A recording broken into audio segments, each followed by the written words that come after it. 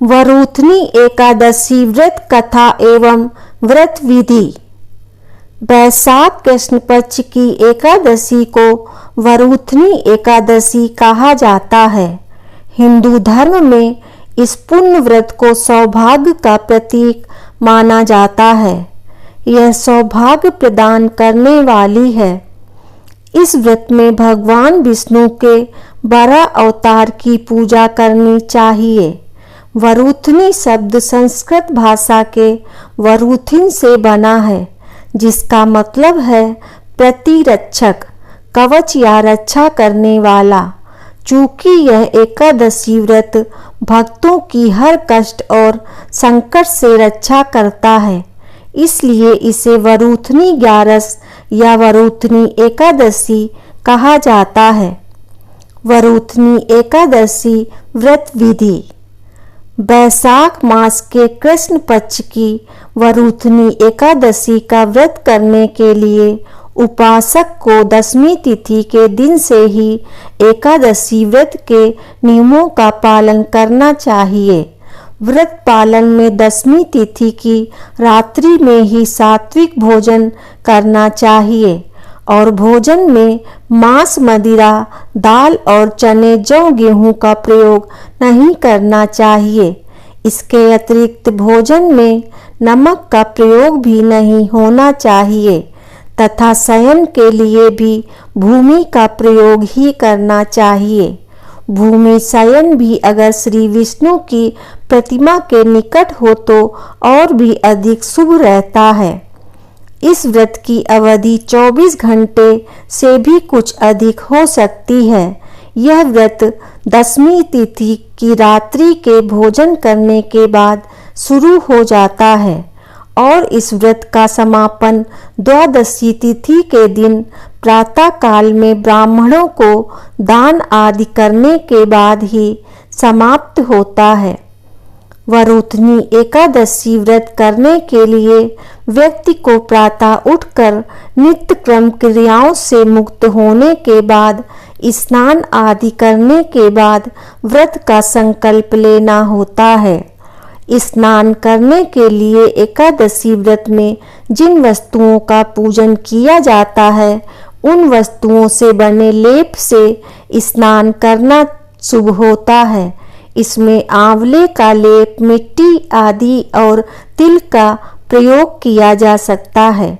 प्रातः व्रत का संकल्प लेने के बाद श्री विष्णु जी की पूजा की जाती है।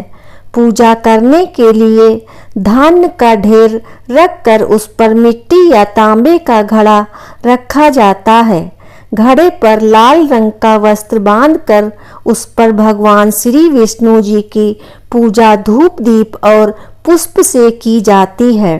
वरूथनी एकादशी व्रत कथा।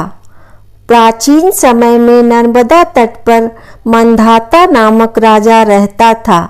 राजकाज करते हुए भी वह अत्यंत दानशील और तपस्वी था। एक दिन जब वह तपस्या कर रहा था, उसी समय एक जंगली भालू आकर उसका पैर चबाने लगा। थोड़ी देर बाद वह राजा को घसीटकर वन में ले गया।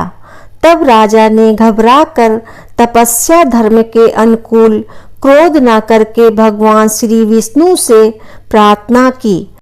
भक्त जनों की बात शीघ्र सुनने वाले श्री विष्णु जी वहां प्रकट हुए तथा भालू को चक्र से मार डाला।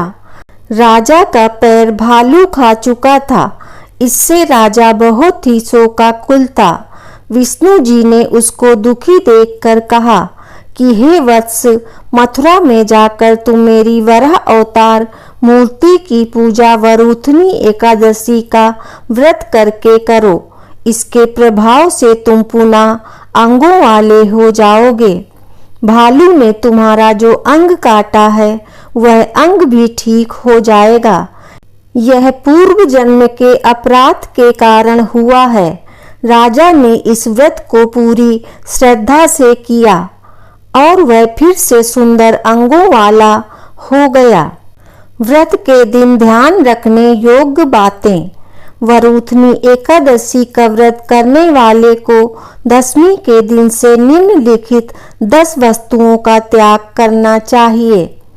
कांसे के बर्तन में भोजन नहीं करना चाहिए, मांस नहीं खाना चाहिए, मसूर की दाल नहीं खानी चाहिए, चना नहीं खाना चाहिए, करौंदे नहीं खाने चाहिए, साग नहीं खाना चाहिए, मधु नहीं खाना चाहिए, दूसरे से मांगकर अन्न नहीं खाना चाहिए, दूसरी बार भोजन नहीं करना चाहिए, वैवाहिक जीवन में संयम से काम लेना चाहिए। वरूथनी एकादशी व्रत महत्व। वरूथनी एकादशी व्रत को करने से दुखी व्यक्ति को सुख मिलते हैं। राजा के लिए स्वर्ग के मार्ग खुल जाते हैं। इस व्रत का फल सूर्य ग्रहण के समय दान करने से जो फल प्राप्त होता है वही फल इस व्रत को करने से प्राप्त होता है। इस व्रत को करने से मनुष्य लोक और परलोक दोनों में सुख पाता है और अंत में स्वर्ग जाता है। शास्त्रों में कहा गया है कि इस व्रत को करने से व्यक्ति को हाथी के दान और भूमि के दान करने से अधिक शुभ फलों की प्राप्ति होती है। सभी दानों में सबसे उत्तम तिलों का दान कहा गया है। तिल दान से श्रेष्ठ स्वर्ण दान कहा गया है और स्वर्ण दान से भी अधिक शुभ इस एकादशी का व्रत करने का उपरांत जो फल प्राप्त होता है वह कहा गया है। जय श्री हरि। दोस्तों, वीडियो को लाइक कर चैनल को सब्सक्राइब अवश्य करें। जय श्री कृष्णा। राधे राधे।